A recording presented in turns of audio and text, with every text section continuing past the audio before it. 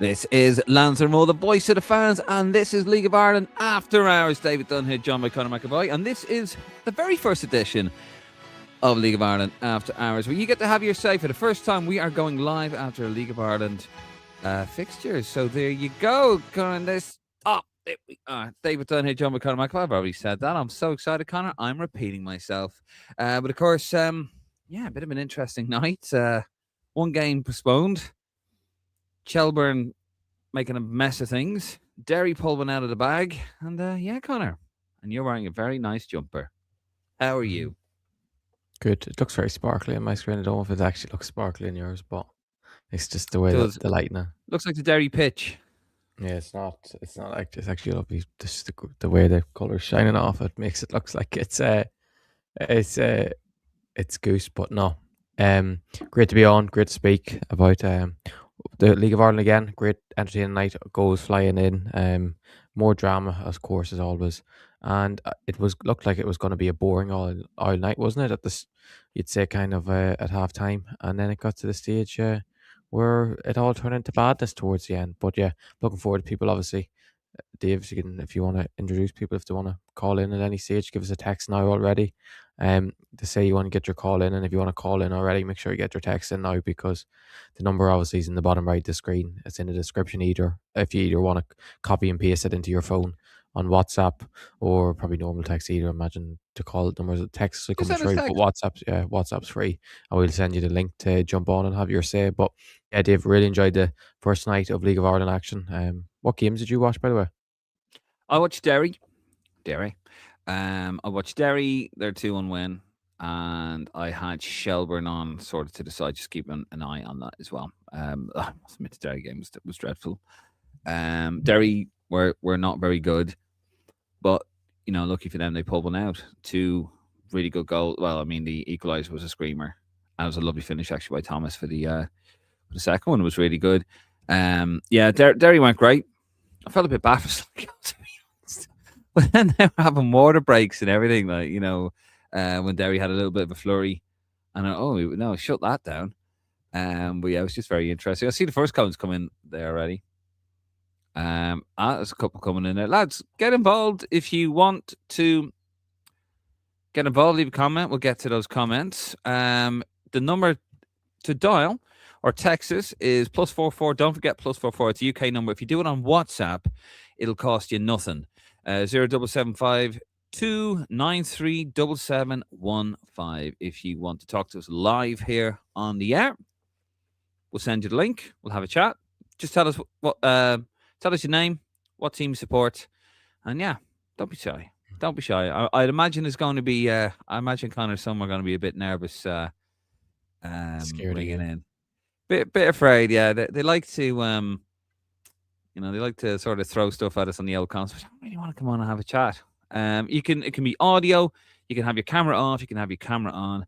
Just make sure you got your bloody clothes on. Keep it classy. And I see, well, this may be recent. Martin's commented on the video number to message to get the link, and he's forgot to put the +44 because he is English and he doesn't realise that in Ireland you have to put +44 to text an English number. But yeah, obviously, come on, have your say. Chat about the games tonight. I know Bill's watching. Bill said he's going to ring in. I don't know if he will or not. Bill's scared of Dave. Go on. But yeah, Dave. Martin, I don't know if Martin watched any games tonight, so I don't know if he did or not. But a great night all in all, and great to have the league back. Great bit of buzz, isn't it?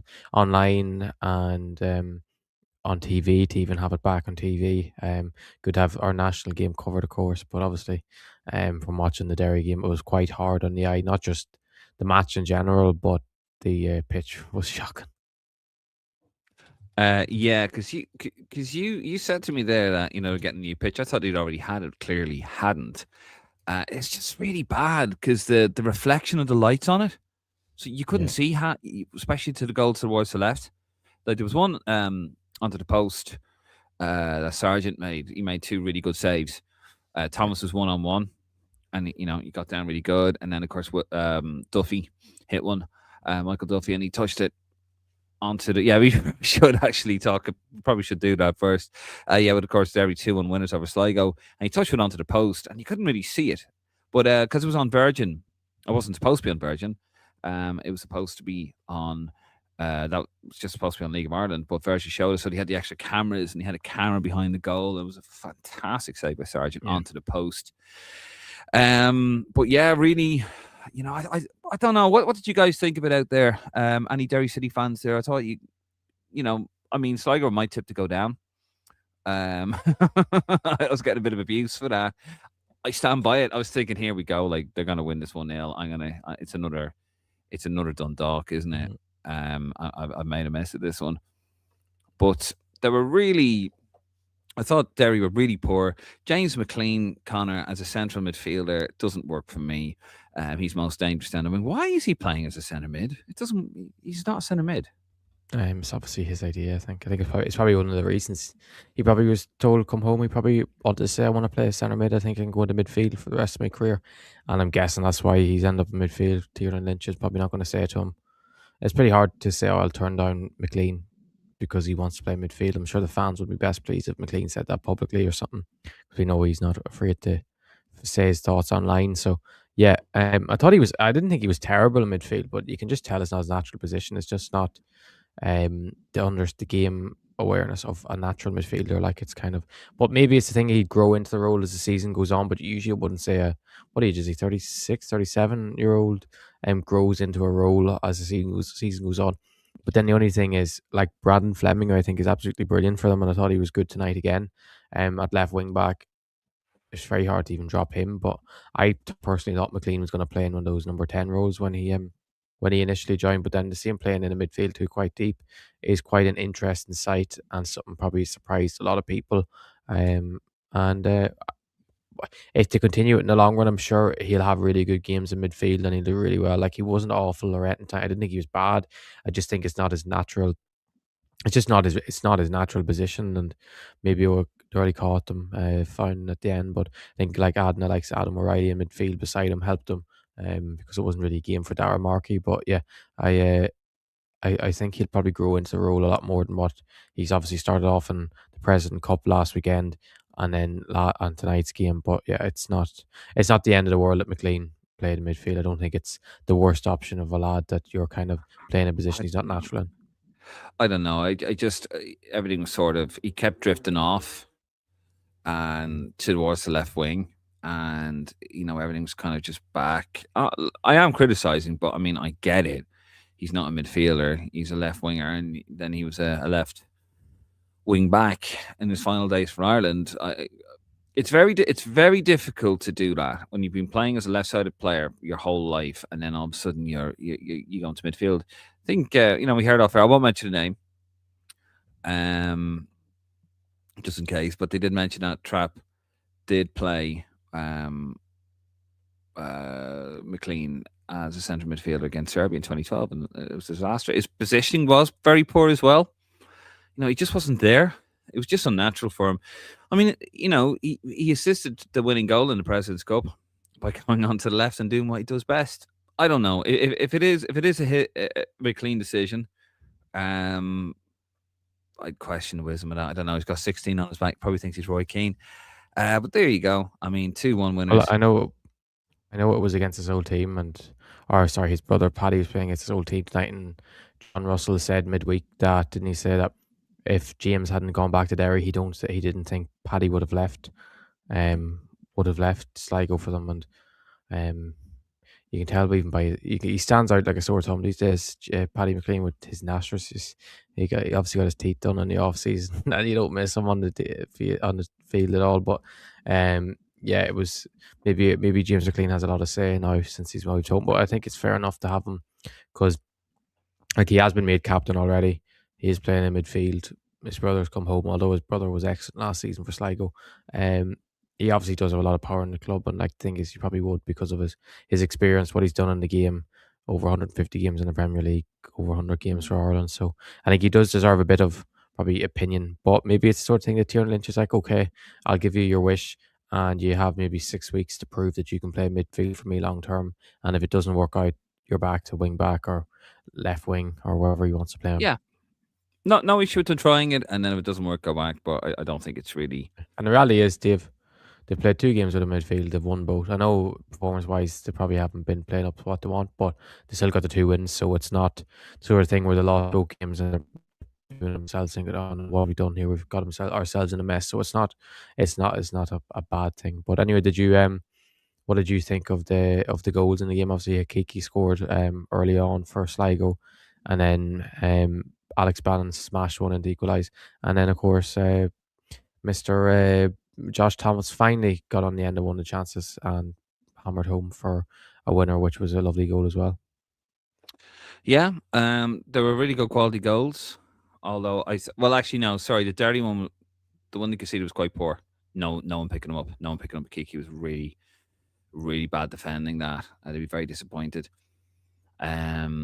Obviously the 2 Derry goals were lovely. Sargent, as I said, made a couple of good saves. So but it took about 60 minutes to get the first shot on goal. Really, I think it was the 54th minute. I think it was about the 60th minute actually. Before they tested the Sligo goalkeeper, like it was just too pedestrian. It just wasn't really happening for them. And I thought last year they played a lot of good football and were very unlucky. And then he didn't play too well, and they've got to win. But look, you got to start somewhere. It's the first game of the season. It was very important to get the 3 points. Especially obviously you got Bows at home to Pats on Sunday, and Shelbourne as well, slipping up, which we're going to talk about now in a second. I have a question for you, though. Go on. Brian Kerr said after he thought Sargent was too slow to move his feet for the goal. I think he was a bit harsh. Yeah, I think it's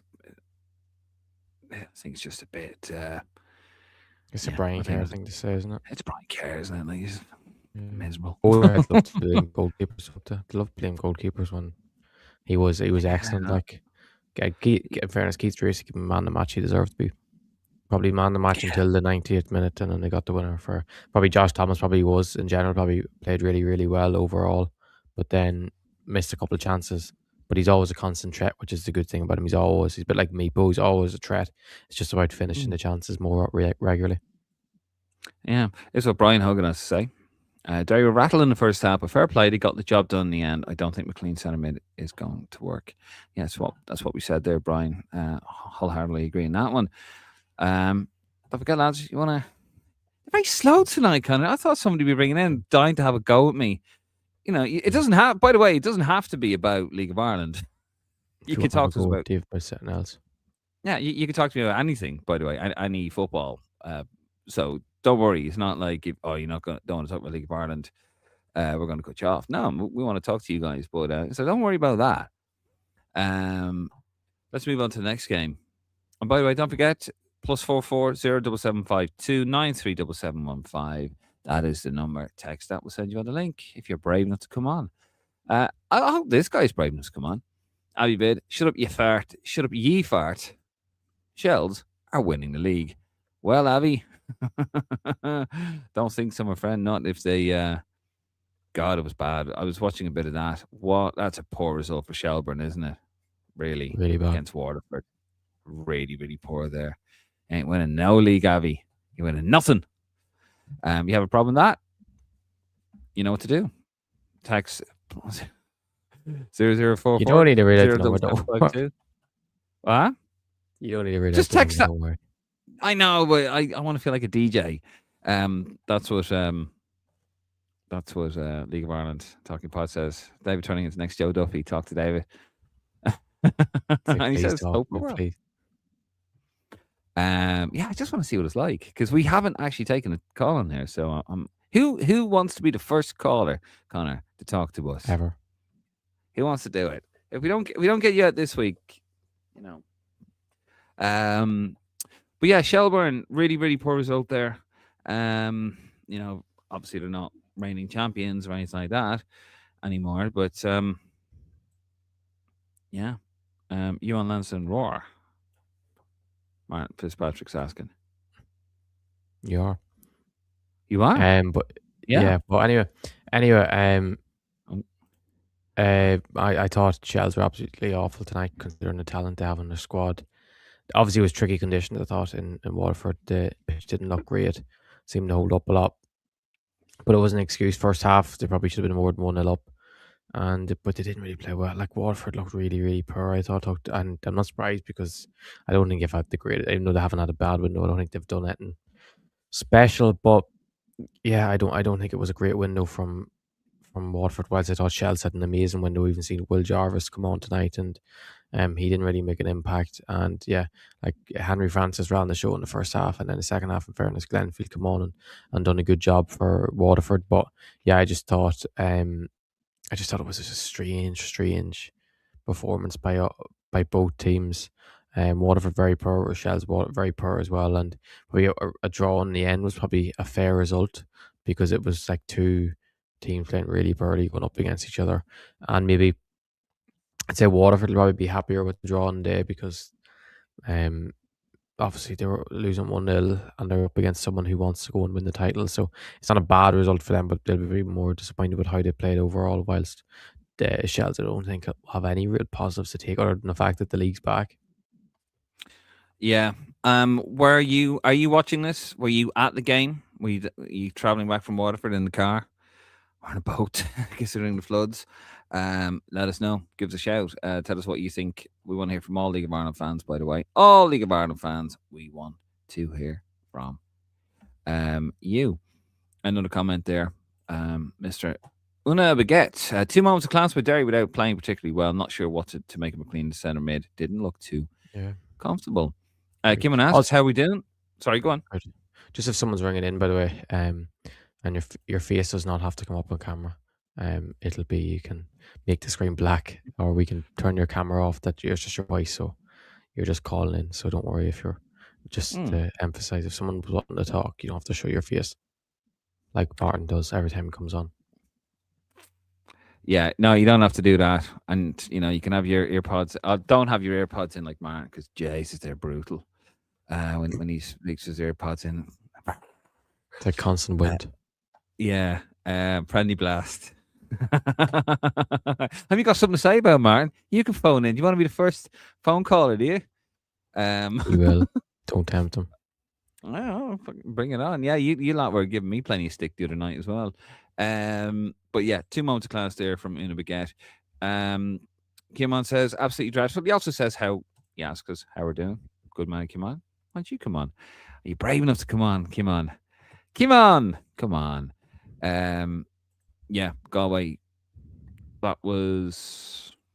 I'm getting ahead of myself here, aren't I? Drogheda. Next game up. Galway United 0, Drogheda 1. Late winner there for the Drogs. Nice finish too, tidy inside the box. Absolutely a sucker punch for Galway, wasn't it? Oh, terrible. I thought they were quite unlucky. Obviously, David Hurley with the missed penalty, which was the less said about the better because it just was not a good penalty. And then, yeah, got the second half, and in fairness, Drogheda do what they do best: score goals and score from set pieces and not concede goals. I thought it was really good hold up play by Connor Keeley, and then a nice assist. And the new man, what you call him? His name's gone out of my head. Josh, what's his name? First name? What's his full name? Dave checked there his full name because his name was going ahead, but it was a lovely finish, smashing it into the bottom corner. To get all 3 points. He's in the way, and with mad seemed to be a great crowd. Actually travelled from Drogheda in horrible conditions to try and get themselves into the thing. So yeah, Godden, yeah, that's who it was. It was Godden who got the winner for Drogheda, and fair play to them. Another 3 points. I deserved probably 3 points in the end. They do it do, and yeah, came on is saying, can he call? Of course you can. If you text that number, came on WhatsApp, or if you need to, I can send you the link on Instagram or something.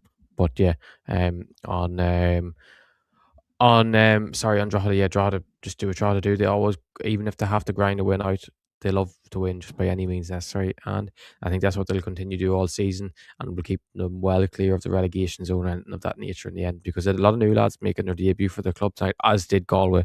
I do really worry for Galway. I put them last in my prediction, and I don't think tonight made any real difference to me. I think once they had the chance to Hurley's penalty to go, and probably would have won the game in the end if they would have went 1-0, but I don't think they would have blew the lead. But yeah, not a great start for Galway, especially because you think, oh, Drogheda at home first day, that's a winnable opening game.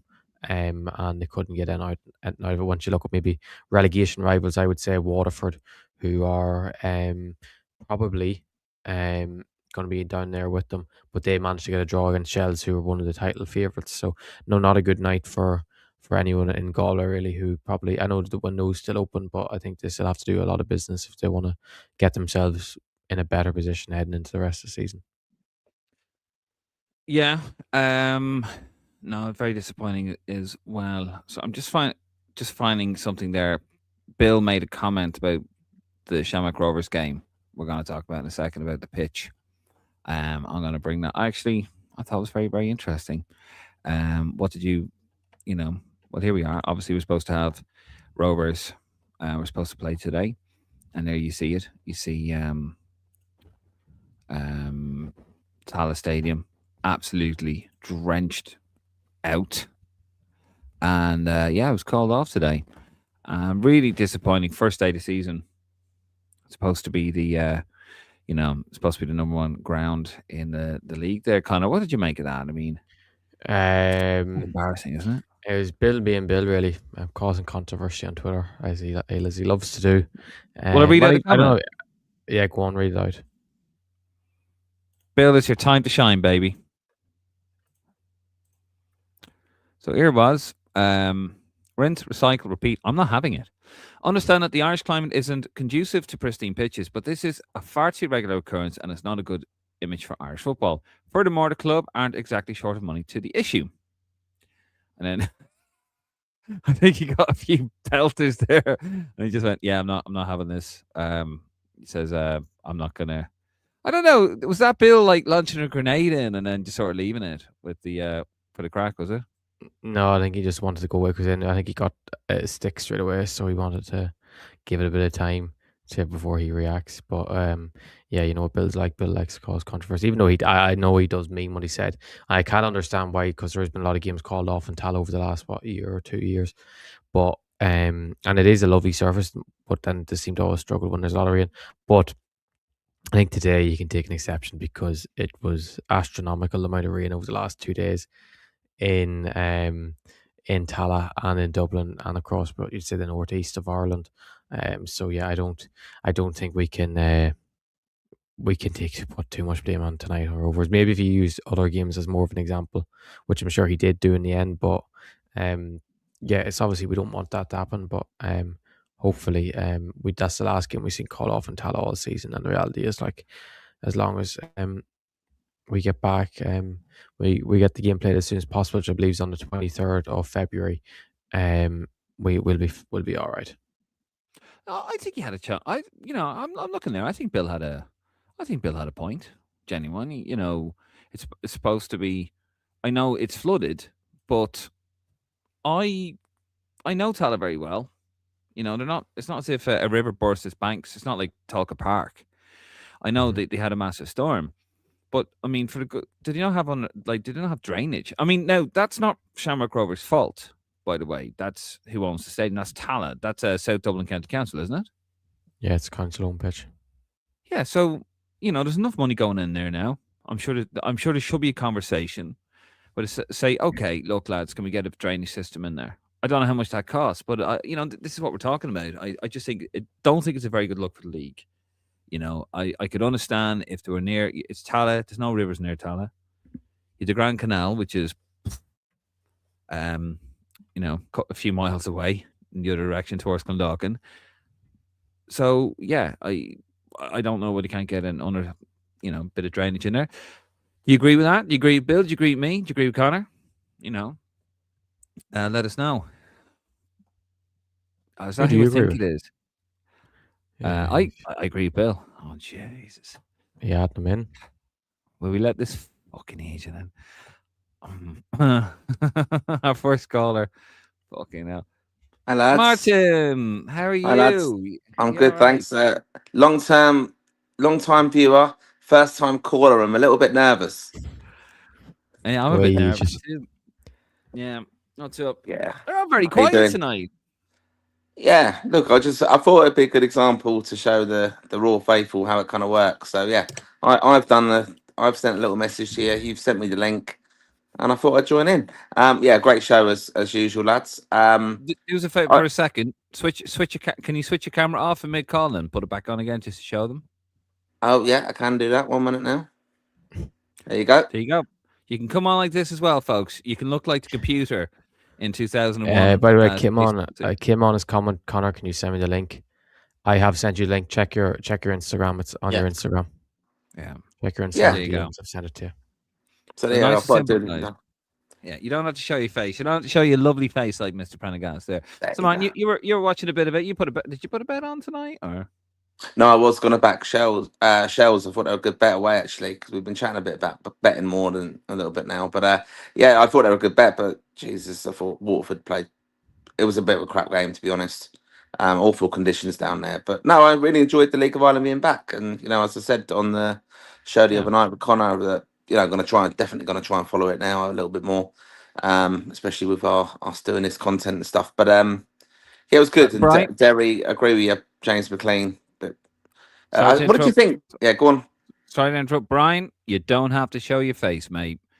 You don't have to put your camera on. No, you don't have to put your camera on. If you're camera shy, just want to hear your audio. That's it. See this? We get it tonight. People are a bit. Oh, we don't know about this. We're just trying to show you. That's why Martin's on here. Don't worry. Don't have to show your face. Just want to hear your lovely dulcet tones. Sorry, Martin. Go ahead. What did you think of the James McLean banners welcoming him and all that kind of stuff? What did you think? Was that something that you thought was going to happen? I thought it was decent, wasn't it? Yeah, I didn't think that was going to happen. To be honest, I didn't think they would have done a display like that. But fair play to them. It looked good.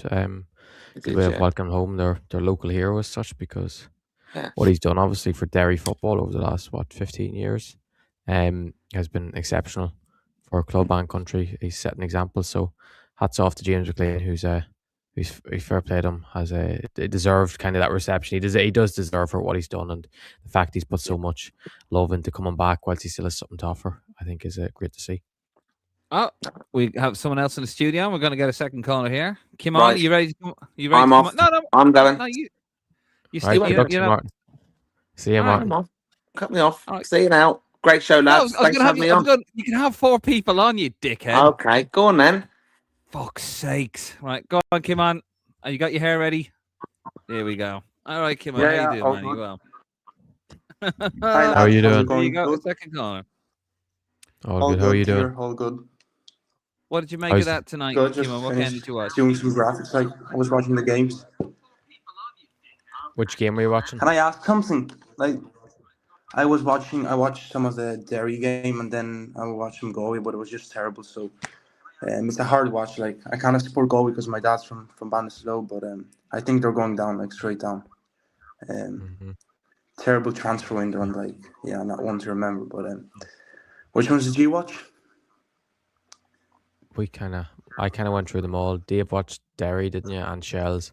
I kind of was watching Derry and Shells, and then I kind of was flicking through Galway and Drogheda every so often, because it wasn't the greatest game. It's not the most appetizing game to watch on paper, is it? Watching Drogheda trying to take on Galway, so it wasn't great. But what was the question you were going to ask? You said I have a question. What is your question?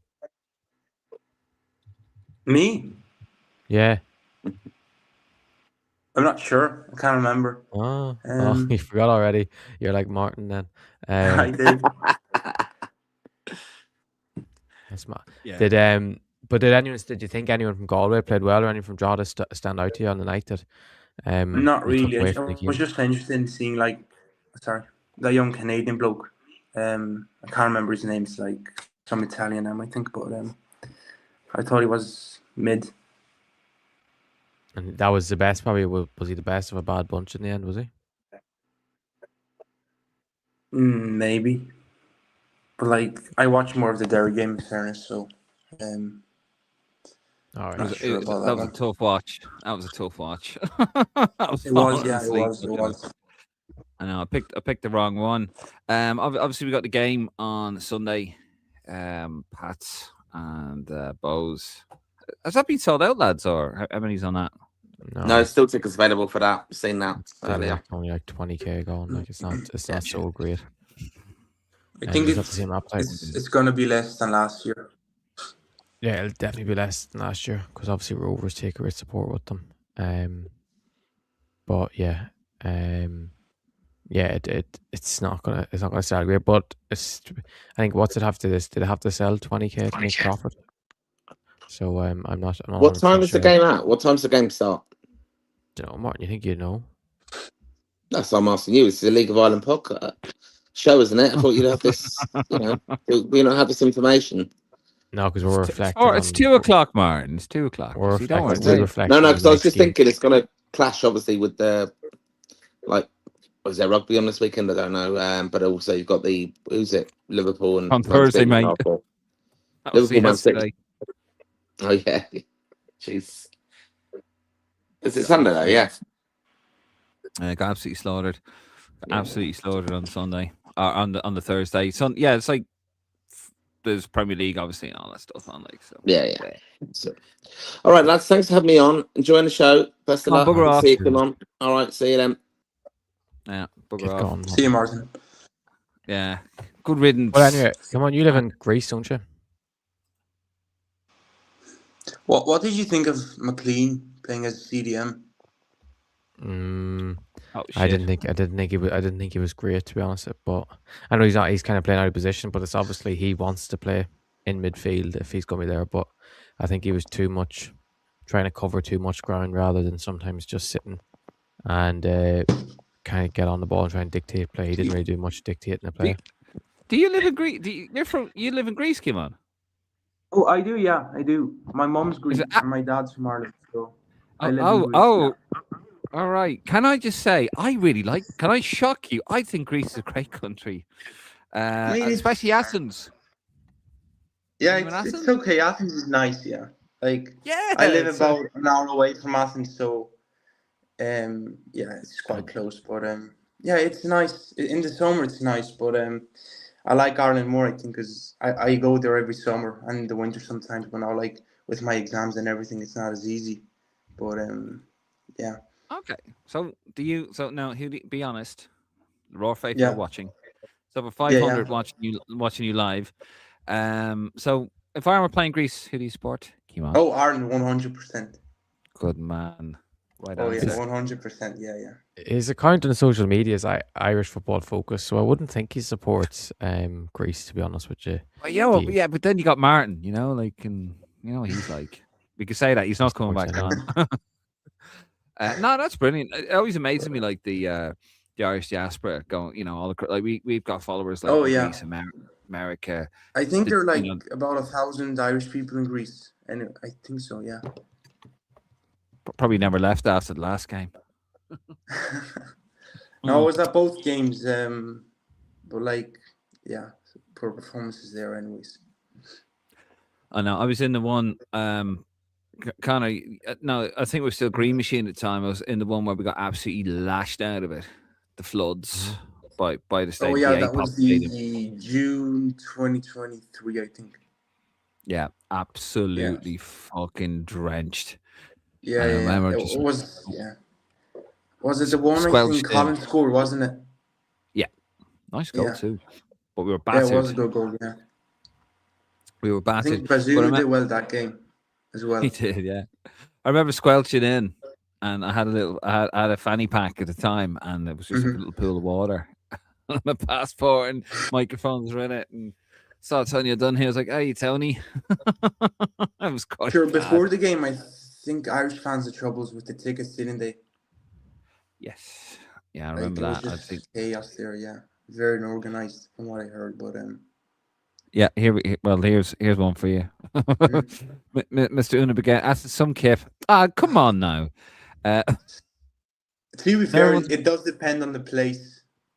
Like you get some good places and you get some bad places, but fair enough. Yeah. Yeah, the airport, like the city's all right. Actually, it's just the airport does my head in. The airport. Connor, have you ever? Oh yeah, Connor, have you ever been to Athens? You missed the last trip, didn't you? I've never even been to Greece. Yeah, Kimo, he's never been to Greece. Jeez. Well, you're always welcome. Like so, if you're ever there, just give me a shout out. David'd scare you off, but that kind of makes you want to go more because Dave's always wrong on these things. So it makes you more keen to go to Greece. And when Dave says it, like, because Dave's a bit of an agent, like. That's brilliant. Cheers. Nice one. Right. Anyway, Kima, Thank you so much for calling in, man, and Of course. appreciate Thanks everything for you do. having me. Thanks for having me. Thanks. Cheers, pal. Keep up the good work, come on. So how do I actually leave this now? We will kick Oh, you out. no. We'll kick you out. Go on. Kick him out. Good luck, come on. Good man. Goodbye. There you go, guys. Yep. It's not that hard. I Just, believe we have a special guest coming on any second now. Oh, Jesus. Oh. He's coming on. I won't say his name. You will just see him when he appears. He will appear out of nowhere. Really? very We got, special guest. we got someone else coming on. Kind of, I'm excited about that. But thanks for coming on being our first actual caller. Martin doesn't count because Martin's a weirdo. Oh, Jesus. Making his return has come up. We'll get to him in a second. Wait till you see who we've got. I hope he's listening, and I hope he's put it all over his socials that he's appearing on it. Good man. Brian Hogan, 8425. Typical Drogheda performance from the bits I seen. Terrible to watch, but they scrape it. Galway are fooked. Keeman says, thanks for having us. Thank you, Keeman, for coming on. Will, any other comments there that we've missed? Before we let the infamous man on. I'll tell you what, we get him in. By the way, and if you want to have a chat with the next man coming in, you can come on in. Right, Bill, you ready? Look who it is. Well, Bill Kane. Finally appearing on a podcast. Well, I think I joined Lead Company now. I've been on 2+ podcasts. Eve, so there you go. Well, you're in the big leagues now, son. Just Lots of saying. crack. I know. Bring back Pelcast. Yeah, it's not my decision though. It's not my decision. No. There's Well, only Phil- so much one man can do. Well, welcome. Yeah, I know we had an ill-fated appearance when we were Green Machine back in the day when my camera had a... Do you remember that? That was absolutely tragic. I know. The camera, yeah. That one got deleted. My camera had a delay on it, Connor. Basically, my camera broke and it was a delay. It was horrible. The whole thing was a mess. Anyway, Bill, how are you doing? Glad to have you here on League of Ireland, the Premier League of Ireland podcast. League of Ireland After Hours. The prediction king is back. I've gone 3 for 3 tonight. 3 correct results, 3 correct best bets. So it's good. People keep telling me that I don't have a clue, and I keep proving them wrong. So. Oh well, you can't be doing that, Bill, because you put your bet out. You're obviously, because you work for BioSports, if anyone's wondering, you put up your predicted what you think's most likely to happen. And if you put a bet on, it hadn't won yet. You may have got a decent cash out, but you're still waiting on Bose to beat Pats, aren't you? Yeah, for but that in fairness, but if it doesn't win, if Pats I get a get draw or Pats win, your bet's lost. if I get 75% of my predictions right for the rest of the season, I'll take that. Yeah, but you shouldn't count it like that. You should count it like 1 week is one right, and No the one next does week, that. because a bet has multiple selections. You can't just say, oh yeah, you can't just fit your narrative. It's not. Anyway, if you got one result right, gambling is amongst the game. I don't gamble. well, you're the one who's promoting it here with your Wild Sports. I'm promoting leaving it right. What you were doing, Greyhound? You had your horse or your Greyhound racing? I had other matters tonight, but I did get to see bits and pieces of each game. I do think with James McLean, I think it's a matter of I didn't expect to see him centre field this week. I thought that would be the case where it'd be just something they spring on us week by week, or when they deem us so fit. But I've since texted someone there to see can I get the inside scoop on what the story is. But yeah, I don't think he's that bad in midfield. I think he has something different. He has a lot to learn, but look, it's very early days. I think a lot of those players haven't played together, so. After being very critical of Derry City last season, I have tipped them to win the title, and I did that back in December. So, again, as long as I'm right, I don't care. But are you unimpressed by the performances, though? Obviously, because they were all right last week. In fairness, in the President's Cup, I thought they did deserve to win, but like tonight's performance was a bit underwhelming. Obviously, the Astro is a bit of an eyesore, and you can tell like I don't think it's going to suit. I don't think Darragh Markey's really going to kick on until. Well, obviously in away matches and stuff, but I don't think he'll kick on really at the Brandywell until they get onto the grass pitch in the summer, because you can see he's trying to pick up the ball and kind of dribble at times, and the ball's like bouncing up at his feet and stuff. Yeah, but like I saw more of the game last week, but while I did predict Derry City to win against Sligo Rovers this week, they generally struggle against Sligo. They consider it a derby of sorts, I suppose. A lot of Oh, draws. dude, people call it a Northern Derby. Sure, Derry's not. It's too far away to be a derby. It's And it's not like they're still like they're in the same province either. So you guys, They're in Sligo. it's Yeah. considered like a northwest derby or something. They call it, that's but shocking. It is in League of Ireland terms, just Yeah. because of the dearth Yeah. of clubs. Yeah, the clubs, but I just don't think like there's. I've never heard anyone say to me from Sligo, oh, yeah, he hit Derry. Maybe people hate Derry a bit more now because Paddy McLean's obviously gone back to Derry. Finn but Harps is a derby, isn't it? Finn Harps and Derry would be a derby. Yeah, because it's obviously that's Ulster enough. derby. Obviously Ulster, and stuff. But yeah, Bill, just a question. You made some very, I don't know, bold statements on Twitter earlier today, and you can obviously address the audience now after your statements about this mean- photo. Yeah, let me get your statement. the Putting you on a he was trying to expose you. He's going to go through every single comment and see you if you to be can fair, respond to can them all. you get up my statement from Instagram? That was more around it. Instagram. Oh, Yeah. Conan, can you get Instagram up? I have a more rounded statement on Instagram. All right, Hold on. fair enough. I'll I get it. agree with you though, Bill. I think you're right. I think there was definitely I think it's supposed to be the number one ground in the league. And I think the Brandywell, by the way, looked class on Virgin. Did you see that with the drone shots? Obviously needs a bit of TLC, but I thought it looked really good. Yeah, like as I said, and as I explained to the comments people, I don't think that games being called off in and of itself is the problem. Like, of course, it can happen in isolated instances, but I think it's becoming a repeated pattern across the league, from your like Shamrock Rovers at the top of the table to UCD in the first division. Like, my question is, are we doing enough to try and mitigate the issue as much as possible? Because people can go on about the rain and changing climate, but Ireland, by all accounts, has a fairly temperate climate. We can go on about there's lots of rain and stuff, but globally, the temperatures and the weather we see is not that extreme. I think if more could be done to investment, I think. And the argument I made somewhere earlier was, if Victor Azmouna is gone to Arsenal next year, January 27th, for $2 million, how much of that money is going to be invested back into the ground? And I understand that they don't own it, but they're the primary tenants. I think it's their responsibility to be able to have a playable surface and for the best of their players. Like, I made the same argument with Derry City last year, and they're now sorting things with their surface. So I think if you're the primary tenants of a ground, you are the de facto owners, so you are responsible for being playable and the best state it can be. You can't just throw it back when it suits you that it's not our ground and we can't do anything about it, because it's your responsibility as a football club to have your players on the best pitch. So yeah, I think yeah, go on. I was going to say, do you not think they probably had those conversations? I don't know, but maybe they've had those conversations with South Dublin County Council, and somebody who's lived under South Dublin County Council.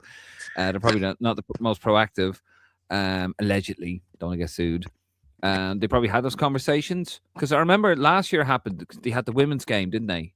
They had a women's game and a youth game. Can't remember if it was on. Remember, 21 played a couple of games after women, and the surface was dreadful, and you were thinking, what? And Shamrock Rovers because couldn't play. It's weird. The surface, I don't know, Billy, like if you said 3 or 4 years ago that the pitch surface was never an issue at all, ever.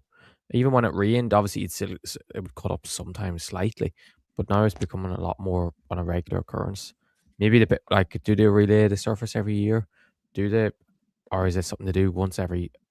I just think more could be done. Like, I don't think Shamrock Rovers are, like some say, can honestly say that more couldn't be done. You can always improve things, and I speak from a Cork City perspective, and they have their own tenants issues, but like, obviously the surface in Cork's terrible as well. Yeah, I just don't think it's acceptable, and of course, isolated instances are fine, but this isn't isolated instances. It happens 3 or 4 times a year in Harte Stadium. supposedly the premier pitch of the country. I think it makes a mockery of our facilities or lack of infrastructure, really, to be honest. Yeah, I agree. I think it's a case of these are the nitty-gritty bits that people forget about. It's not a shiny new stand, you know. It is a drainage system, and surely, God, there must be something in there. I don't know how much a drainage system costs, but there's been enough money in there. The FAI have used that. Pats have used that. There's been UEFA games there. South Dublin have had a lot of money coming in there. Shamrock Rovers have made a lot of money from the European runs, from the sale of Osasuna, and all of that TV, maybe not TV revenue, but the UEFA money. Surely there can be a conversation there, you know, like with the FAI, with Shamrock Rovers and South Dublin, and you can come up with an agreement there and just have a grown up conversation. I don't know if that's happened. If you in the comments are aware of that, let us know. I'm sure it has, like, but I'm just reading here, lads. Just the cost of getting the most elite, obviously, because Derry are getting the same surfaces in the Viva, which is as elite as it gets. But just so you're just saying online, obviously through AI Google, and it says 300 to 500k for elite natural or hybrid grass surfaces. But then it says for top tier professional stadiums, specialized retractable or hybrid systems can cost up to 20 to 30 million pound. Obviously, it's not going to cost that because that obviously has retractable stuff on it. But I'd say it would still cost them. It would probably cost them a couple of million anyway, particularly in Dublin, to get that sort of stuff done. And maybe when you have, like, obviously because the South Dublin County Council will have a say on everything that's done. Whether, like, you know, they'll have a huge, like, voting power. I'm sure you'd have to vote. And if you're deciding, well, are we going to put money onto this pitch, and they're being told, well, we can put money towards other things, or your club needs money towards to other things, so don't you dare try and put it in the surface. Or, like, they probably think the surface is amazing, because if any of us went down to play on Tala or looked at Tala in the morning, we'd think the surface looked absolutely brilliant, because obviously you're not used to playing on that level. But then obviously if you're used to playing it more and more often, you're thinking, what's going on here? Or especially on TV, I think TV is the best kind of way of not letting something hide, because it just stands like out like a sore thumb of it. Quality of pitches, like, it looked like it so often with Turner's Cross when the 21s were playing there. The same with, like, the Brandywell, with the Astro Oriel Park. Obviously looked a mess. Obviously, in fair play to them, they got the new surface in this year. But it's TV is a great way of showing up where there is faults in pitches and where it needs to be improved. But it is, obviously, it's not as straightforward as they can just put money in and get it done straight away, because I'm sure Dublin, the South Dublin County Council has a decent say anywhere that they can at least object stuff like that happening. And as people know, county councils like to have their say, and they're not great. Once they say no, once they're not great at changing their mind. They're like an ignorant woman, doesn't want to change their mind or nothing. Jesus, Connor. Late night League of Ireland. Fucking hell. Well, Kevin goes reckons, don't worry, LOI Talk Pod. I'll put your comment up in a second, but don't reckon it makes sense on a financial level for Rovers. It probably doesn't. I mean, maybe, you know, thinking about it there, it's obviously going to be a couple of million. They're thinking, well, you know what? We could. And as long as there's no fine for it or anything, they're like, you know what?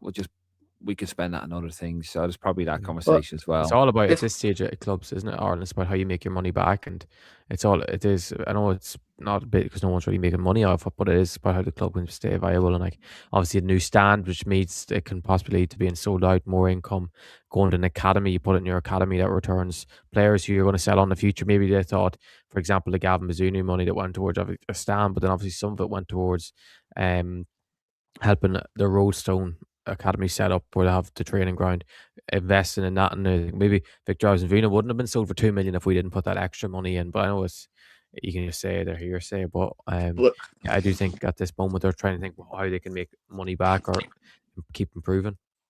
But this comes back to a bigger argument, and I remember Dave making fairly similar comments that I was making at the time when Leo Varadkar, when he was leader of the country, saying we made the Euro bid and he was decrying our world-class facilities. I mean, what world-class facilities? You have the Viva Stadium, and what else? Turner's Cross is supposed to be one of the better League of Ireland stadiums in the country. It's an absolute shithole. Are you on about just football, like, or are you on about, like, the likes of Thomond Park as well, Crow Park and stuff? No. Sorry, Bill. What what he said was basically when they got the Euros bid and they were going for the Euros bid in 2030 Euros, or 2028 Euros. Sorry, they went, oh yeah, this is a great opportunity to show off for world class facilities for football. And then about 3 months later, the FAI basically turned around and said to the government, we need €1 billion to get facilities, our world class football facilities up to scratch with the rest of Europe, essentially.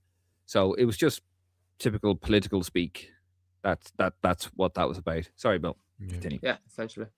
And like they didn't understand that a rugby stadium, a world class rugby stadium, is different to a world class GA stadium, vice versa. Like, but that's far too complicated. There's your way for regulations that they have to. Hold on, yeah, Bill, get it right. The Munster FA Turners Cross Stadium. What's that about, by the way? I saw that. Is that fucking? Oh, Dave, real? I'll add it to the text that I'm sending you. Are you still sending me that text, Bill? I sent the Bill a voice note because Dave loves voice notes. I've had 2 writing sessions and I've gotten bored both times, and I said that's finished it. I don't know how you are doing it. Like, I love sending voice notes, Connor. I don't necessarily like listening. I don't like receiving you, but then when I come for you, they're about 6 hours long. I got one earlier today. It was 5 minutes off someone. I thought, oh my god, what has happened to me? 2 times speed. Educational, and they're nourishing when I send a voice note. They need to bring in like 5 times speed for you. But also, by the way, if you're watching, because the number was covered there when Bill was on screen, if you want to come on, make sure you text that number, or either vice versa. If you have my social media or Dave's social media, and we actually might see the message, send us a DM and we can send it over to you if you want to jump on and talk to us. Or I'm sure Bill has a few people that would want to make enemies with him, as per usual. But no, but Bill, you've been on the good side lately, people. I don't think you've been in any rows as of late, have you? No, someone told me today I have something against Shamrock Rovers because I made that comment. Because but that's nothing major. That's nothing major. It could be a lot worse. Well, yeah, I mean, I'm sorry. No, go on. I was going to say, apparently I'm a Man United fan on Lansing Road, which I don't know where he got that from. And I love Rovers. You hate Rovers, and I'm a Man United fan. Basically somebody was giving outright on the Lansing Road page because I had a post of Roy Keane playing. The Newton Heath top from 93, 94. And they were moaning at me about, it's the Roy Keane page. It's like, yeah, you kind of have zoned out of all the pictures of Paul McGrath, Kevin Moore, and Ronnie Whelan, and Jack John, and all of that. And you just zone in on the few times put up Roy Keane. But yeah, it's just anyway. But go on. Go first. I have a question, Bill. I'll go. Yeah, go on. What do you think Cork will be like this season? I know obviously there's a lot of problems off the team, but how do you think they still will have enough to get over the line in the first division? And no, the prevailing narrative last year, and I believe to be correct, was that it was the first division squad in the Premier Division, and the argument was made that if we had the exact same squad, they'd win the league comfortably. I think now you've had Evan McLaughlin gone to Waterford, you've 1 or 2 departing, but it's more or less the same squad. It's really not the case where Cork City will win the first division. It's not the case of if they will. They will. The question for Cork City fans, and I'm probably not the best representative of them, but I think their broader goal is if they want to score 100 goals in the league this year, they want to go unbeaten. That's the standard they're setting for themselves. Actually, I don't know if that's the standard that the management and the players are going to set for themselves. Probably not.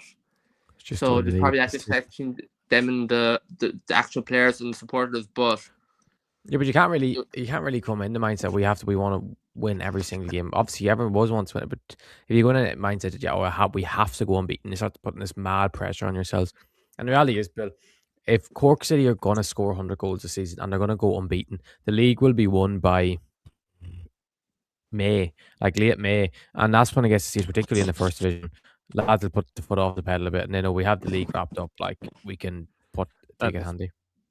Yeah, 100%. So that answers your question, Kim, on Cork City. Bill supports Cork City. Go on, sorry. Yeah, but like 100%. But if you look at it I think it was 2 years ago in Galway when they scored 98 goals, and they conceded only something like 19 or something.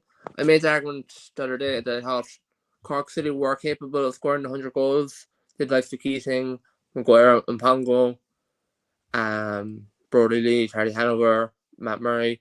They have the ability to get the 100 goals, but if they got it, I don't think they'd have a similar defensive record. I think they'd concede a lot more goals. So a lot balances out, really.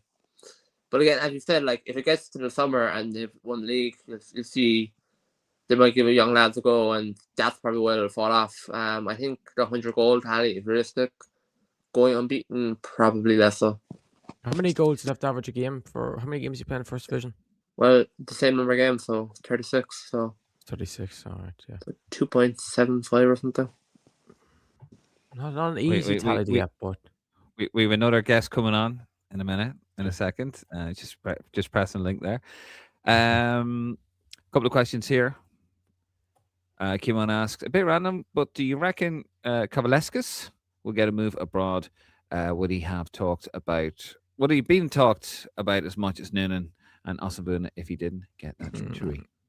I don't think he would have moved abroad. I think he's one of those lads at Shamrock Rovers that they've put a lot of time and faith into getting in the first team until he's 18, and then hopefully selling on for a big profit. But it's hard to know, like, because at the end of the day, he's a wing back, like, and he's a right-footed right winger, which is not the most common thing in modern football. So kind of, I think long term he's going to be right wing back in a back three rather than being like a right winger in a front three, because it's very hard to see these days.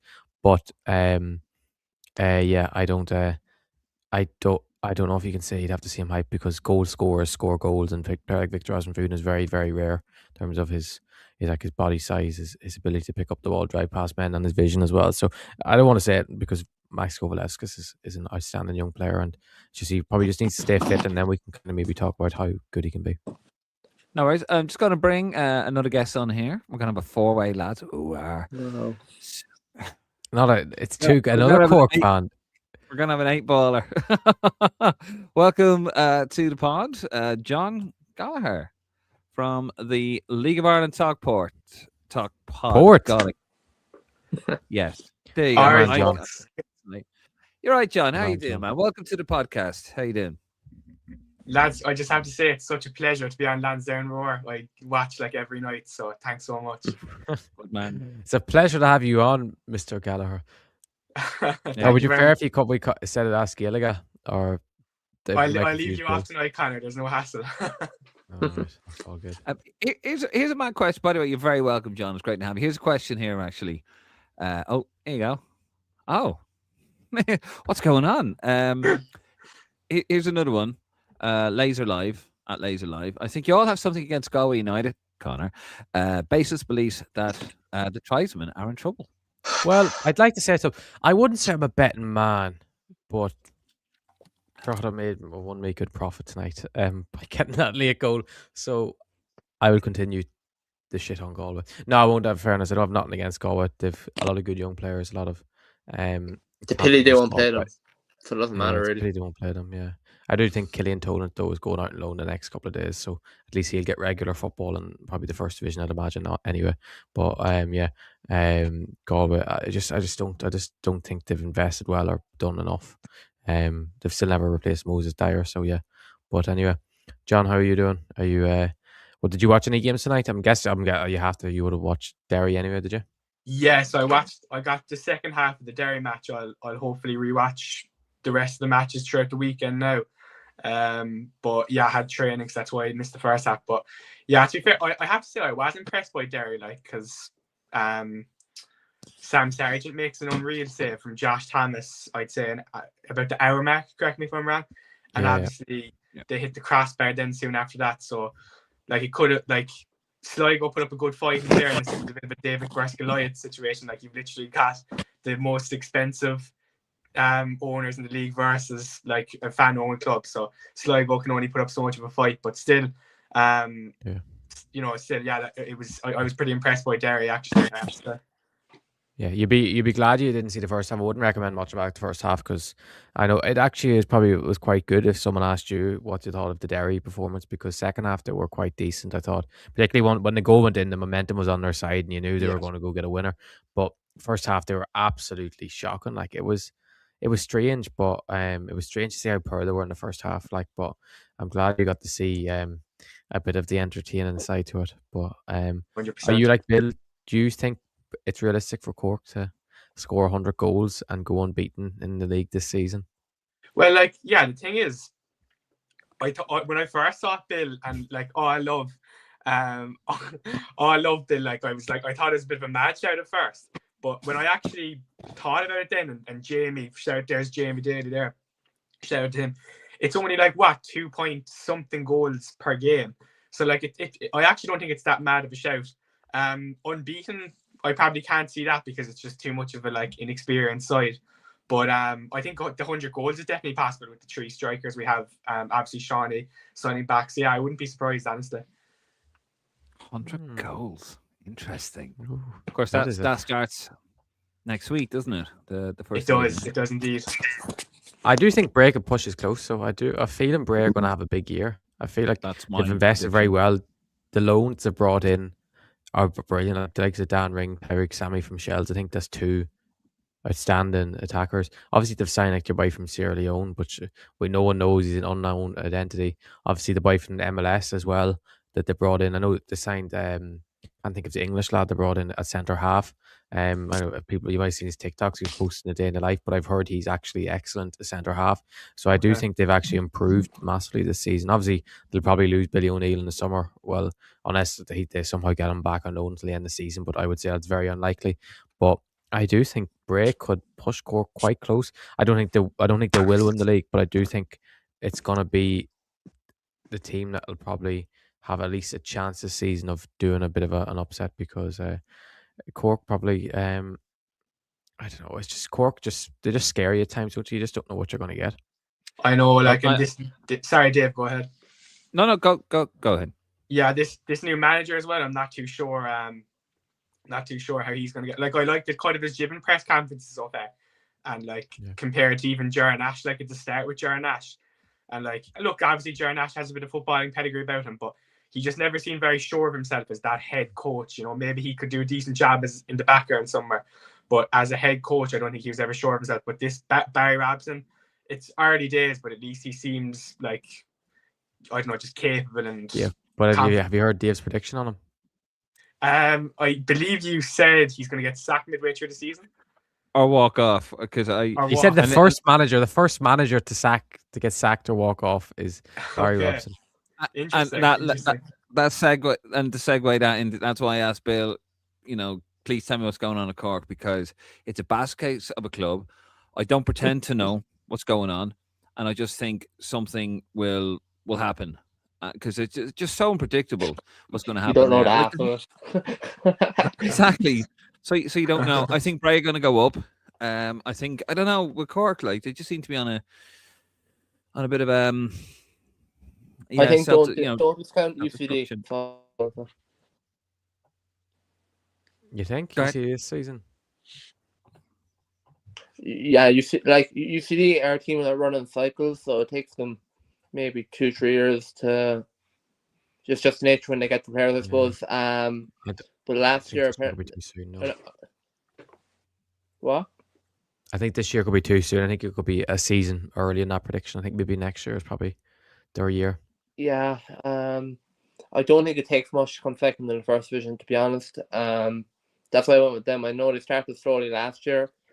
Again, that was back to do with the pitch and UCD Bowl, because I think we were in a similar scenario base last year. But I'll come back to pitches again, but yeah. What do you like the format?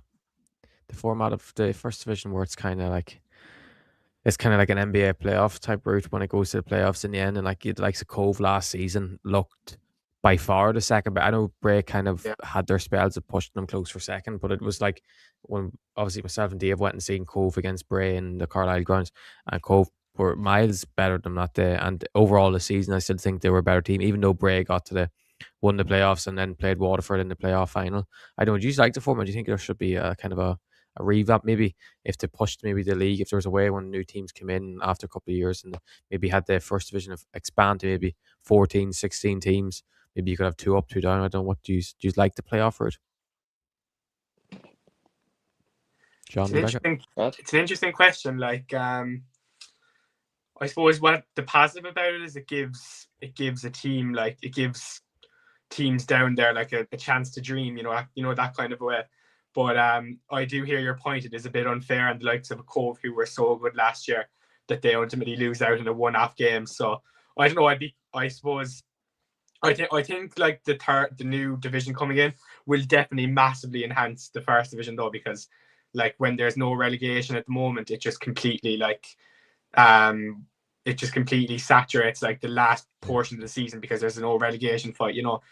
Finishing 10th is as good as 9th or 8th or 7th. So yeah, I don't know. It's an interesting question, actually, but I kind of like it in some ways and don't like it in other ways. What do you think? The first division, obviously there's no relegation in the first season, but like, what do you think of the fact that when the first division comes in, anyway, for the first while anyway, it'll be the 2 conferences, like North and South, whatever way they go by it, and then the winners play each other, and then they have to play whoever finishes last in the first division. So like, there's no one actually initially gets. So it's going to be a playoff final. So you're not, even if you win your thing and then you win between the 2 conferences, you have to go and beat whoever finished last the first division. So it's going to be, and obviously you'd have to have your license. I think that's probably the big thing, is maybe the Warrior Club might get promoted if they won it, for example, but they couldn't afford it or didn't have the facilities to do it. But you'd hope that probably if a team are going to be in the third division, that's their aim, is trying to get to the very top of the country. But I think it's quite tough on teams in the third division, because I don't know if a team appeared out of I don't know, Meath, and it all took off in Meath, because obviously there's been a lot of top players been produced from there over the last couple of years, and then they won it, but they kept losing in the playoff final. It kind of would push it back. But I don't know, would you think that might need to be fixed as well? I'll tell you what, let's have a little look at the comments there. Your colleague says he'd make the semis one-legged games. And we've also got Irish Jedi says the format of the first division is necessary evil because we need to keep Premier Division all full-time professional. If possible problem is we have effectively 11 Premier League clubs with Cork, the yo-yo. And apparently there's only one team in Cork. It's in the East. What is that? Obviously, Cove, is it? Yeah. But the thing is, all the more clubs are gone pro, obviously. Bray have kind of, I know Bray put themselves off as a semi-pro team, but I know they're in every day of the week. So like is Cove officially semi-pro or pro? I'd imagine they're in the exact same scenario. So I think a lot of these teams say they're not pro. I don't want to sound bad, but like, just to keep it on the low on the books and stuff, and they don't have to, obviously there's a minimum wage you have to pay a player if they're a pro player compared to being a semi-pro player. So you can kind of always get away with it, like saying that, oh yeah, we're only semi-pro, but you're still in 5 to you're in, because obviously players get their days off, so they still could be in the same amount of days that Shamrock Rovers are in or Pats are in, and then they can kind of get away with it. But I do think a lot of these teams just say that they're still not fully pro, or pretty much fully pro these days. I think the main thing for me with the third tier, it gives jeopardy. You have you're like Atlow and Longford and Finn Harps in recent years fighting for nothing at the bottom of the table every season.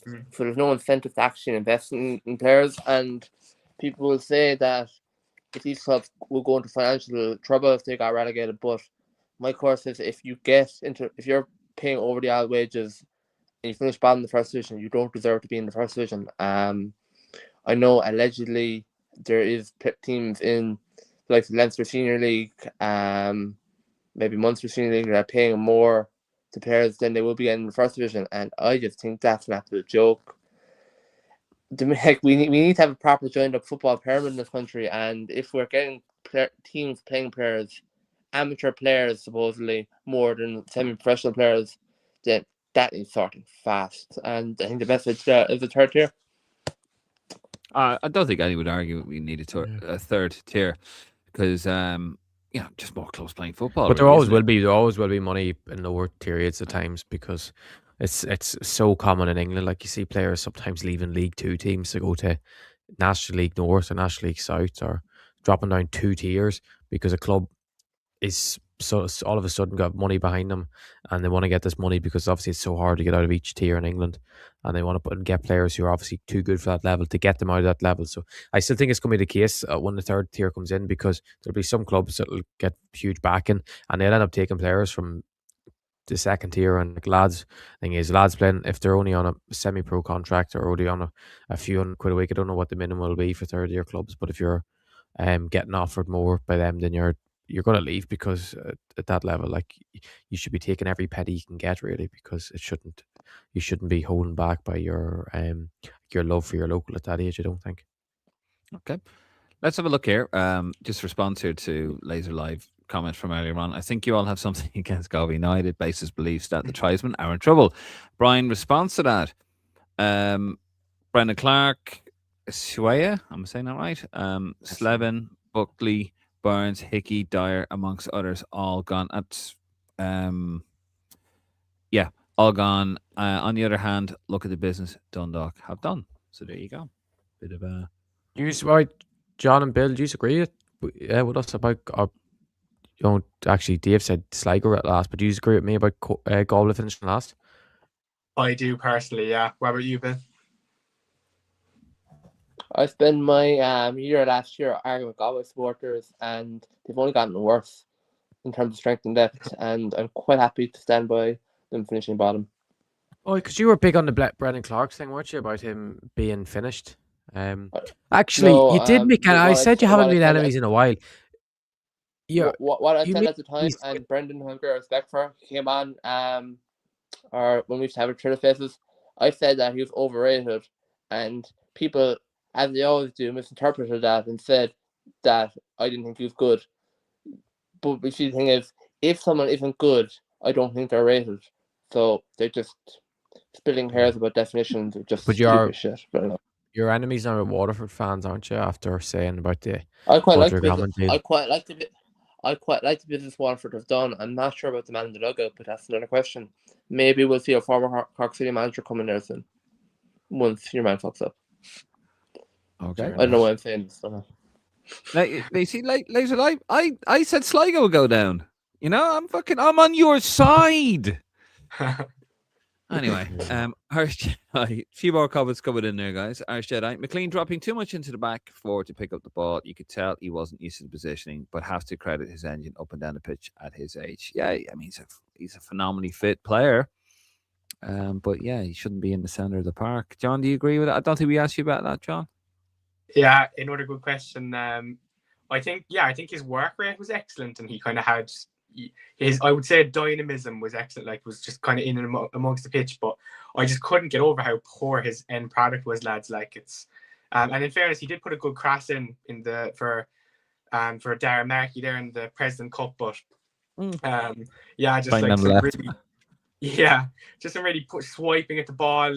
I think he's gonna have to improve technically, because you've got Adam O'Reilly, who's a really quality player, breathing down his neck. Like, so, a bit disappointed, but I'm sure there's better to come from me Mac yet. Anyway.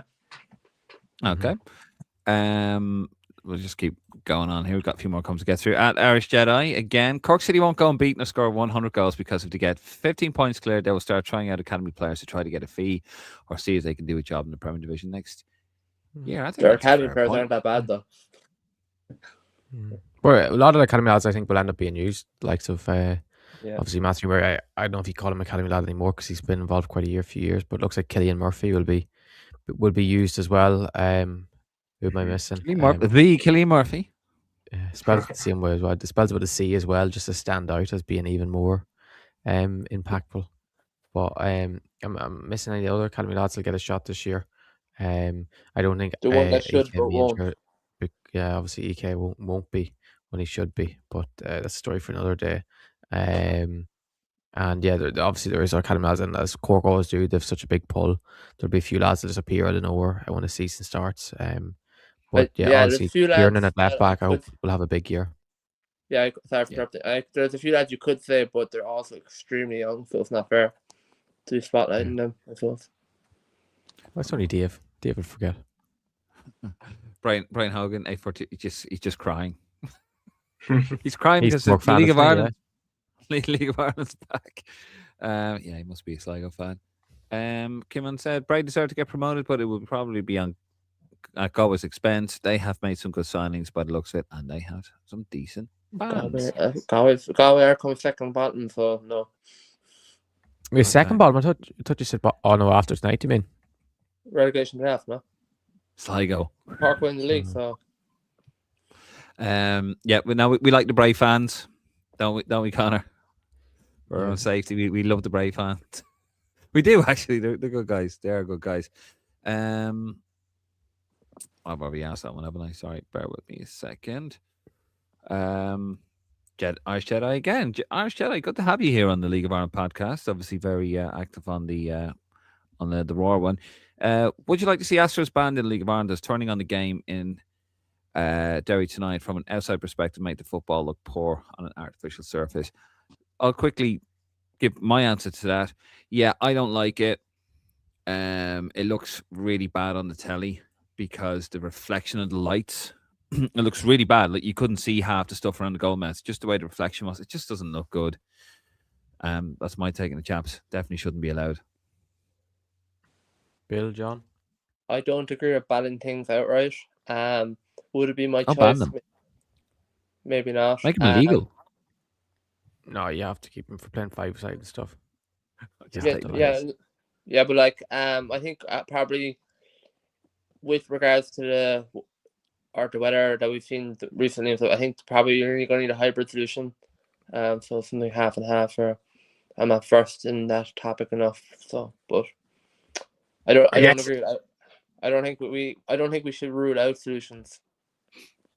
I guess it is like obviously very bad for players on the knees and stuff, and you want to be conscious of that. But Bill does make a fair point. Like it's horrible seeing games being called off. So I don't know. Well, it looks like Derry are getting rid of theirs anyway. So I suppose that's their opinion on it. Maybe we should. Well, they're getting the most elite of elite, like us. They're getting what they have in Lansdowne Road. So like they will have, when you have that money and you have an owner, which we've said about is the dream owner for any football club is when you have a local man that, especially when he's retired from his own company, that he's putting every bit of effort into the football club. And I'm sure he's in the process of trying to secure somewhere where he can build a training ground for them as well, which is very impressive by its own right.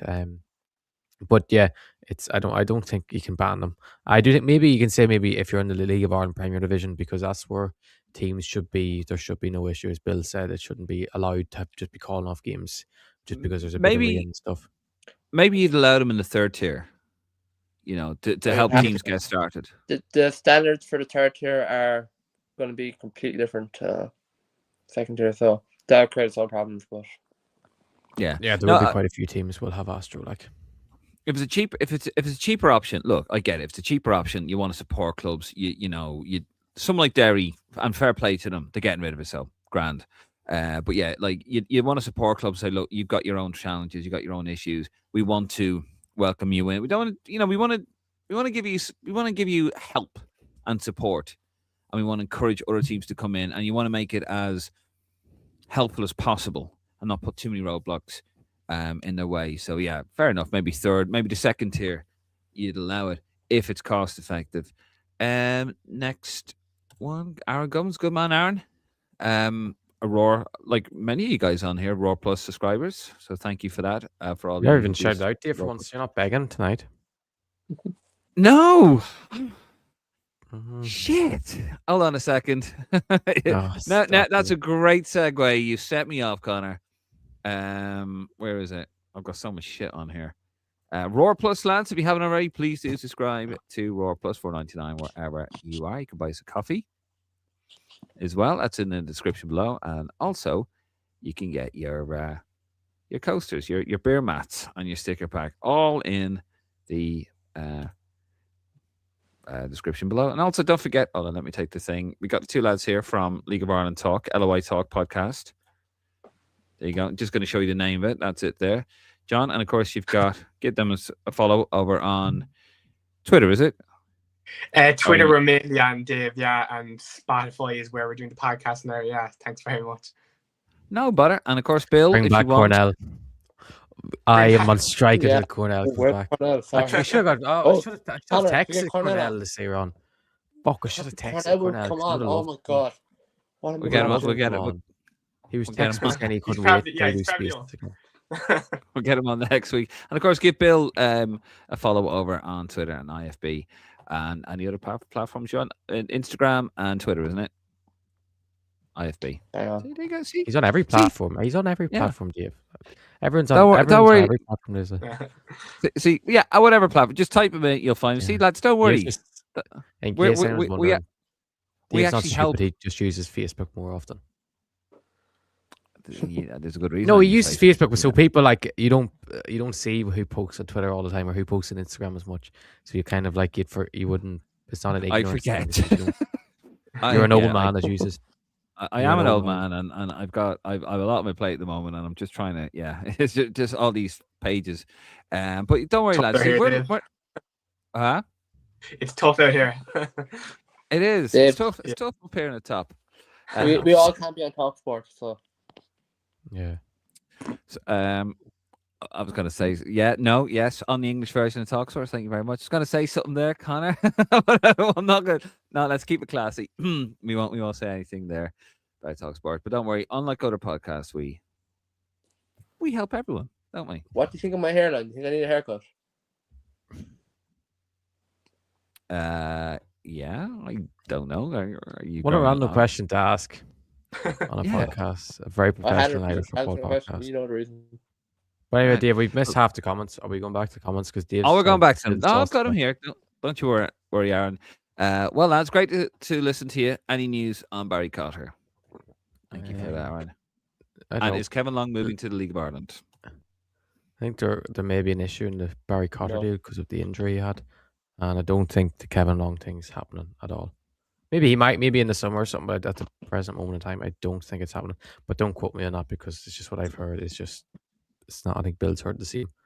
But yeah, I think Barry Cotter still can happen, obviously, but I think there may have been a few issues with the injury that he had when he was at Notts County. Someone but I'd obviously, like to I see actually. return as James Brown. What'd you say? Someone I'd like to return as James Brown. I think he'd be a better option actually, but That's actually a good show. But he's still at Kilmarnock, yeah. there was rumours. I don't know, but yeah, he's still at Kilmarnock Yeah. at the moment. Yeah, I know there's rumours, yeah, but he hasn't been involved the last couple of weeks. 'Cause remember when the rumours first came out, he hasn't been involved since. So Yep. maybe we'll see him return to. I'd say we'll see him return to Ireland, but it's just who he returns to is probably the question. Because wasn't it Pats wanted him before he went to Kilmarnock? So, I wouldn't be surprised if he ended up at any of the Dublin clubs or obviously back with Derry, and then obviously Naz Razi's gone back to Rovers as well. He signed the other day. Obviously they haven't announced it officially yet, but that'll hopefully be a good move for him because he's had the Italy curse of all Irish players. But I don't know, it's not a curse, it's just going to a country that's absolute shit. But shit for everyone. Right. Let's got a few comments here to get through very quickly. John, who's winning the league, John? Right. Actually- Yeah, this is controversial. I don't know if you boys have heard it, but I think Bill has. I actually think Bows are going to win the league this year. I really have a feeling it's. Well, I let Yeah. you sit with that. You're like that madman you had on your channel last year who said Bows were going to win. Didn't he say Bows were going to win the league and he got awful abuse? He did, yeah. Jason talks football, yeah. Yes, and so it is. Yeah. Oh, Fair enough. Jesus. What do you see in Bows? Is it what about Bows? Obviously they have a good So, team like- with some excellent players. There's, as you say, there's some excellent players. I think it's a settled manager as well. Like I had a lot of doubts about Alan Reynolds last year, but it just seems like he's kind of stamped his authority now. Got a bit of continuity behind the team. I just think he'll do okay. And I think like with Derry, and we maybe saw a little bit of this tonight, I think they could take some time to gel. Whereas Bows have obviously brought in a bit of quality this year, Harry Vaughan and Diallo, etc. But they haven't completely lost the core of their team either. Like they haven't added too much to where I don't think they'll have any problems gelling. Also, I think people forget they were for most, like they had a bit of a fall off at the end of the season, but they were probably the team that ran Rovers closest last year, I would say, until Derry had a really good end of the season and stuff. So I don't know. Look, I could be totally wrong, lads. You're selling it very well. In fairness, you're selling it very well. You're selling it very well. I appreciate Yeah, that. you're Mr. selling it Mann. very well. Thank you. Although I will still disagree with you because I just still think that our Of team's course. quality is better than their quality. But you course. are selling it very well. And is it I what's your appreciate top that. 4 order then? Who is your top 4? So yeah, this is where you're just going to be absolutely sick of me. But I actually have Derry at 4th. As I said, I just think not. I just worried that they might not gel. St. Pat's at 3rd, which I won't even. I'll be here all night if I describe that, so I just won't get into it. Rovers obviously 2nd and Bows 1st. Yeah. So no Shells in the top 4. It's a bit crazy, but I've just gone a bit all out this year. If Shells didn't finish in the top 4 and Derry finished 4th, unless it was like a last day of the season where there was 1 point between the top 4, does that mean that Joey O'Brien and Tiernan Lynch will both get sacked either during the season or during the off season or next off season? Yeah, it's a good question. For 2 clubs, I think Tiernan Lynch, unless he wins like an FAI Cup, definitely. I think Joey O'Brien should be okay because he did so well coming in last year and like got to Europe and stuff. But I think Tiernan Lynch, unless he wins an FAI Cup, I would imagine would be gone. Yeah, but who knows? All right, that's a fair shot. Duffer's coming back. Duffer, yeah. Duffer's coming back. Who's your prediction? Who's your prediction that he goes to? Oh, Shells. Joe even asked him. Oh. What, Shells is going to? What's it? Shells is going to win the league? He says Duff is going back to Shells. Oh, okay. Right. Let's get through the last few comments. Laser Live, goes new signings. Gianfranco Facineri, Lee Devitt, Waziri Williams, Arthur Park, all had good games tonight. Galway had an overall good game. The scoreline doesn't reflect the game at all. And he says, thanks, Dave. Nice to know someone knows who the actual worst team in Connacht is. Got your back, Laser Live. It's goal. No, just joking. It's Sligo. It is Sligo. It's Mayo's team, yeah. Aaron Gubbins, 8340 for Rovers dominance and way bigger budget. Never impressed with the transfer window. Never signed decent striker. Surely they can find some European striker to give them a boost in Europe. He also says, I know Noonan is there, but for how long? More like he is still very young. Yeah, I agree there. Next big thing. Rovers. Do you worry? I think the fact they've never, they haven't replaced Honan. They never replaced Neil Farouge when he left. Like Rory Gaffney doesn't have long left. Aaron Green, he obviously was a great player, but I just don't think he's not going to really feature at all this season. I think they badly need another centre half. Enda Stevens can only really play left centre back in the back 3, but then they want to develop Corey O'Sullivan into kind of, I think he's better as a left centre back than he is as a wing back. So I think Rovers have a lot of holes. Obviously in midfield they're the best in the league, and in terms of number 10s, like they have options for fun.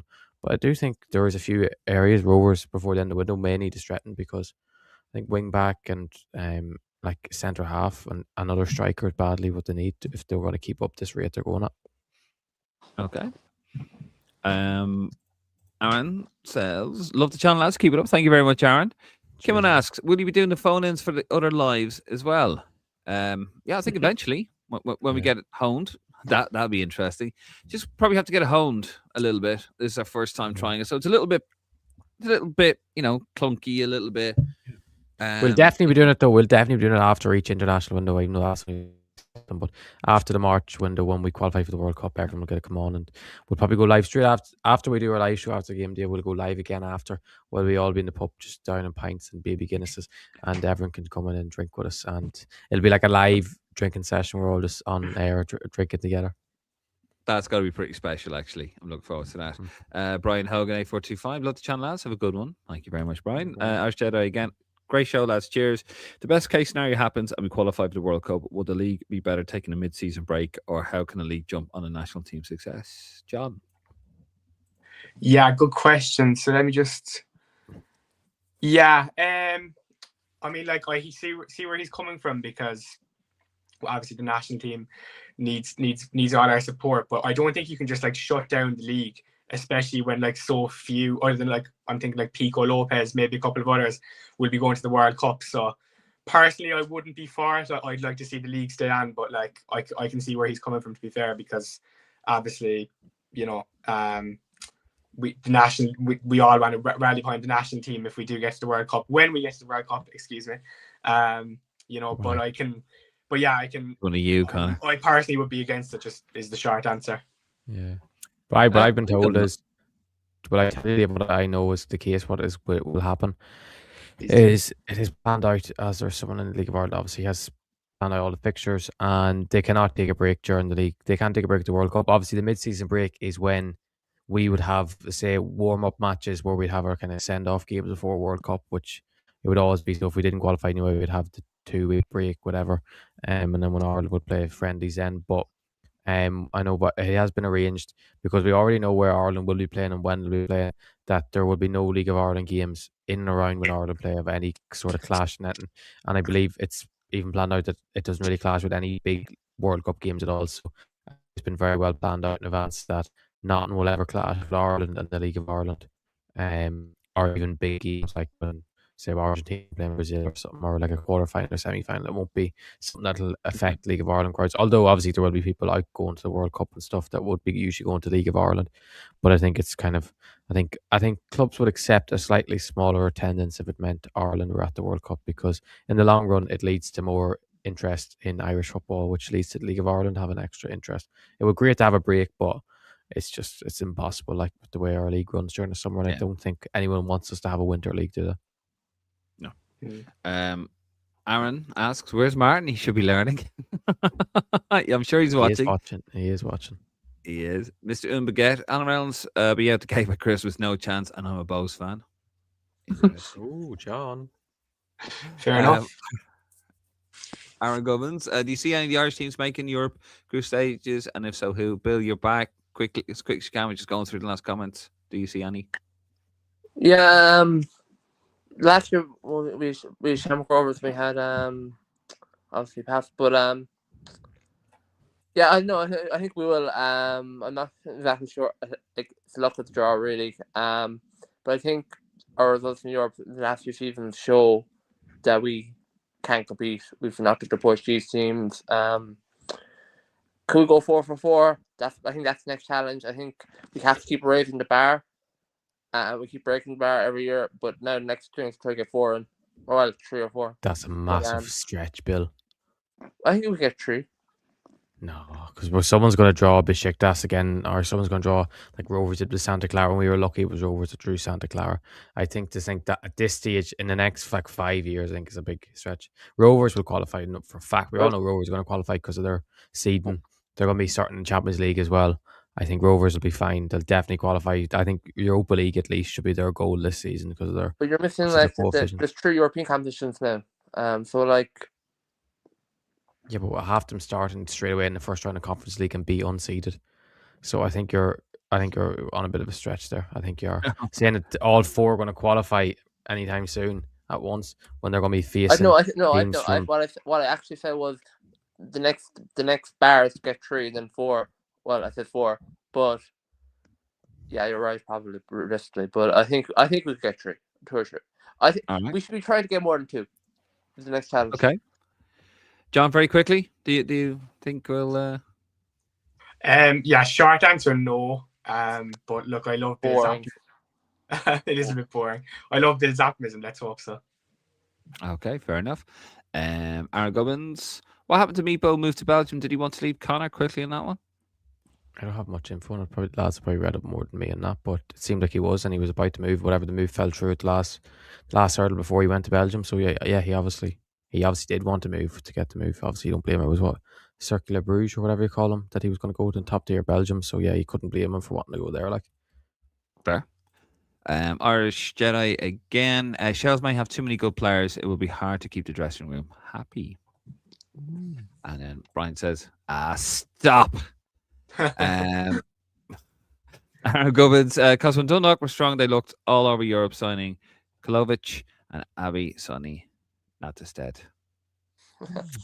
I'm butchering those names. So that's all one big name, Dave. Jesus. Oh, right. Okay. No, it's not. Stop. It's not. It's not. I don't. One's name's not Kolovic and Abby Sonny, not instead. Stop. Right. Okay. Well, that's what the comments says. We're going to take a little quick look at next week. First, actually, let's have a look at the league table, shall we? That's normally what we do here. Before we go there, there's a league table. Derry City on top. My prediction for the league. I think Connor's as well. Drogheda United second. Shelbourne third. Waterford fourth. Bows fifth. Dundalk sixth. Shamrock Rovers 7. Of course, they haven't played yet. Neither Dundalk. St. Pat's 8th. Sligo Rovers 9th. And Galway United 10th. So, yeah, very interesting. Is it prophetic? Who knows? I think it is. Kind of, sort of. I'm right again. Derry first and Galway last. Yeah. Well, I had that too, so I think we all had that. No. John Pretty- was two Not of us all me. over the place. Yeah, I'm nowhere near at the moment. I've gone with 10th Derry, but that's about it. Yeah. Okie dokie. Right. Let's very quickly have a look here at the. Sorry, it's all a bit. I'm using the website. I'm giving it a little bit of traffic here. Website, which is actually pretty cool. The League of Ireland website. Yeah. Bear with me a second, chaps. Let me just take that off, and I'm going to share the screen. Stop screen. Share screen. Sorry, bear with me a second. Here we go. Right, let's have a look at this. It's better to do the graphics. So, of course, next up on the 8th of February, the big game on Sunday, Bows against St. Pat's. That is 2 o'clock. The Viva Stadium, Lansdowne Road. If you haven't already, you can buy your tickets. You can still buy tickets for that. Plenty of tickets available. And then, of course, next week, Friday the 13th, we have Drogheda United at home to Waterford, St. Pat's at home to Galway United. We have Derry City at home to Dundalk. We have Shelbourne at home to Shamrock Rovers. That's the big game, lads. And then, of course, Valentine's Day, you have Sligo Rovers and Bows. No love lost there. Wow. Big game next week, lads. I'm going to be watching it. I think we're all going to watch it. Shelbourne against Shamrock Rovers. Connor's probably going to watch all fucking 10 of them, is he? Or... I will, yeah. I have 6,000 screens in front of me. Yeah, he does. It's like Morgan Freeman. You ever see that in Batman? He's got all the screens, and he's like, "That's too much power." That's Connor with his thing. But anyway, yeah. So looking forward to that, lads. First League of Ireland. Yeah, it's the first League of Ireland live. So thank you very much for coming on here, lads. Thank you very much, Bill, John, Bill. for appearing. Kimon as well, Martin. Don't forget, guys, look, for those of you out there watching, you don't need to have the camera. You can have the audio. You can just text the number. You can text us on our DMs, and we'll send you the link. And you can come on and you can speak in. You don't have to be on it for the whole show. You could just come in. You just say a bit, whatever. Or if you take anything, take umbrage on anything we say, not a problem.